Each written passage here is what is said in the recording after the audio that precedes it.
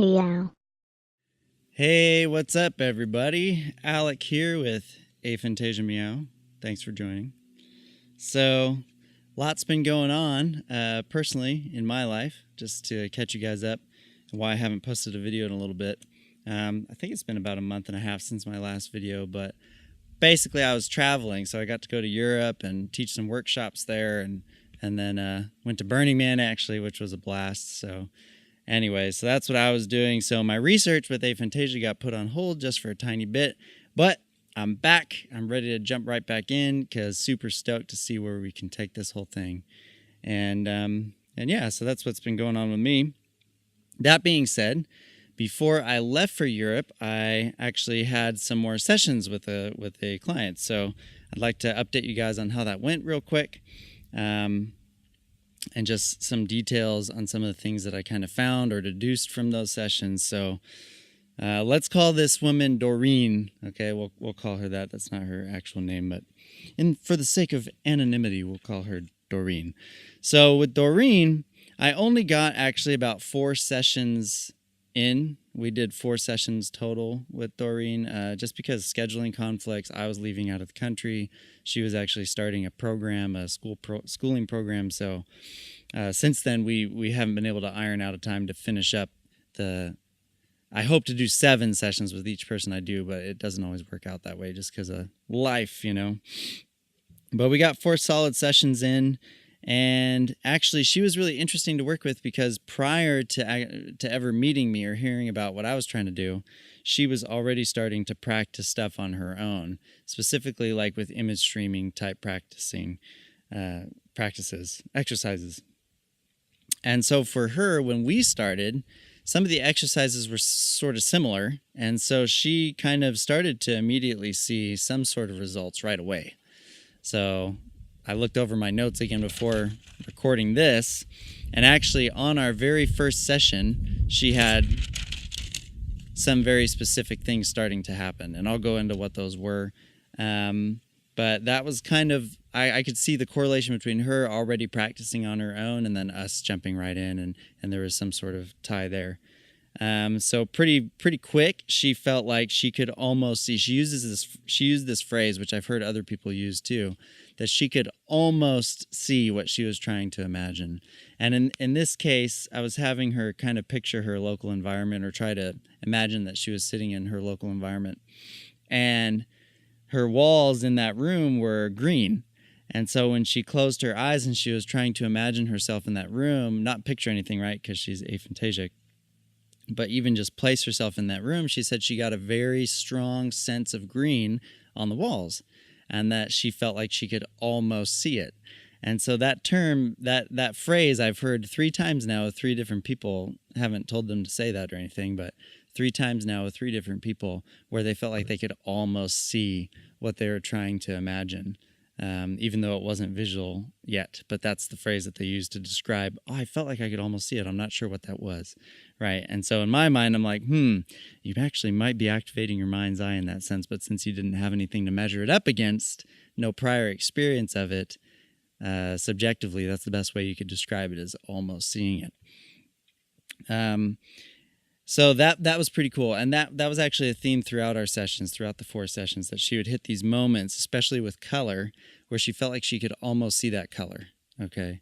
And that's interesting to me. That's really interesting that people with aphantasia, maybe when their mind's eye does click on or they're operating in it, they maybe don't know what to expect. And so that's the best terminology they can come up with, which is, I could almost see something, right?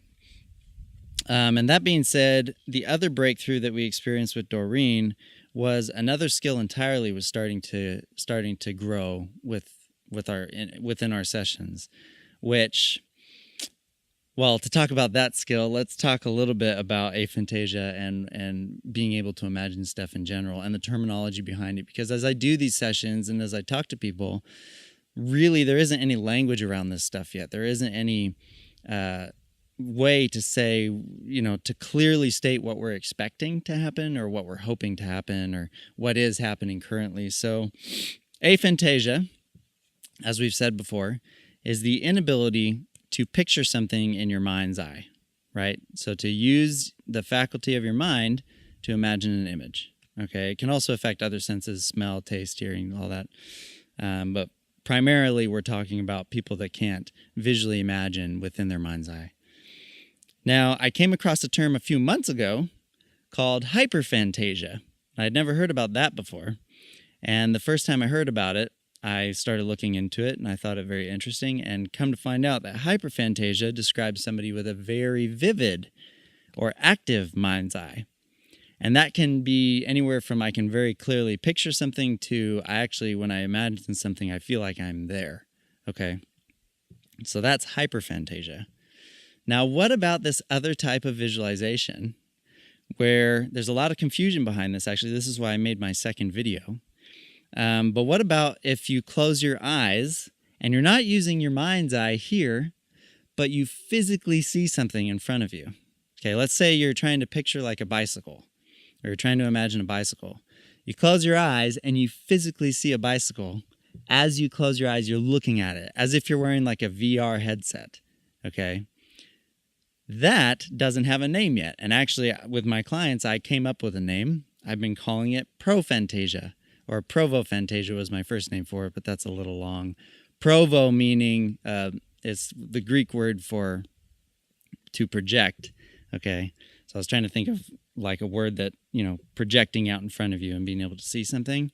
But if we just shorten that, obviously projection, pro, so we could call that prophantasia. That's what I'm calling it anyway. So if, there's a lot of confusion actually as I talk to aphantasiacs or people that may think they're aphantasic because they close their eyes and they think, well, I don't see anything. In other words, I'm not having the prophantasia experience. Okay. They might be a hyperphantasic. They might be vividly seeing stuff in their mind's eye. But then when they close their eyes, since we don't really have a way to delineate yet, that's what I'm trying to address here, then they may think that they're aphantasia, but in reality, they're not. They're just not experiencing prophantasia. And prophantasia, from my experience so far, is quite rare. I've worked on that for years for myself, just for fun. But from my experience, most people don't close their eyes and physically see something as if they're wearing a VR headset. Okay, that's pretty rare. So that being said, Doreen, she actually had prophantasia growing during our sessions. So her prophantasia was getting stronger, where she would close her eyes, maybe try to picture a bicycle or a simple shape, and it would come very clearly, like an outline, where she could physically see it. Okay? Very interesting. And at the same time, it was hard to tell with her, is she actually using her mind's eye here and there when she's saying that she almost could see something? And that led us to realize, on the phone when we were talking, that led her and I to realize that I need a way for people to objectively like take a test or something to where they can absolutely say after taking the test, okay, I'm aphantasic, or okay, my mind's eye is actually working or not working or whatever, or I'm a hyperphantasic, or we need an objective way to say, okay, this person cannot use their visual imagination. All right. And so what I did was I've been working on a test. And the whole goal of the test is just to remove subjectivity from the equation. So whatever people's subjective experience is, I want to take that out and actually be able to objectively say, okay, you passed or you didn't. So you do have a visual imagination working and you don't. So I've come up with one. Surprise, surprise. Fun. And I have no idea actually if it's going to work yet. I've tested it on 3 family members who can visually imagine. So I'll have to see if it works with people that can visually imagine, people that can't, people that kind of have a vague visual imagination, and then people that are aphantasic. But also people that are aphantasic now that used to be able to imagine. I'm hoping people like that take the test as well. And hopefully from that, we can see what works, what doesn't. I'll tweak it as we go. It's in beta form right now, but we'll be able to tell, okay, you're aphantasic because you took the test. And we know that for sure. So that being said, I have the test up online. I really hope that you're looking forward to taking that and to figure out if it works or not. We'll find out. Grand experiment, as all of this actually is. And the best way to reach that test is actually, I have a website now. So you can go to www.aphantasiameow.com and check out my website. It's super simple. I didn't want to make it a whole elaborate thing yet. But there's the link to the test on there, and then also a contact form at the bottom if you want to get a hold of me, because a lot of people have been trying to reach out through YouTube and it's just kind of awkward and clunky. So feel free to submit a form on there if you want to get in touch with me. That goes right to my Aphantasia Meow email address, which is hello@aphantasiameow.com. And yeah, so head on there, take the test. Let's figure out if it works or not. I'm excited to find out if it does. And other than that, let's chat. Feel free to shoot me a line. It's way easier now with that website, my email address. So go ahead and send me an email. Let's chat. I'd love to hear your experience and the things that you're going after in your journey with aphantasia. So let's keep in touch, guys. All right. Thanks for chatting, and see you soon. Bye.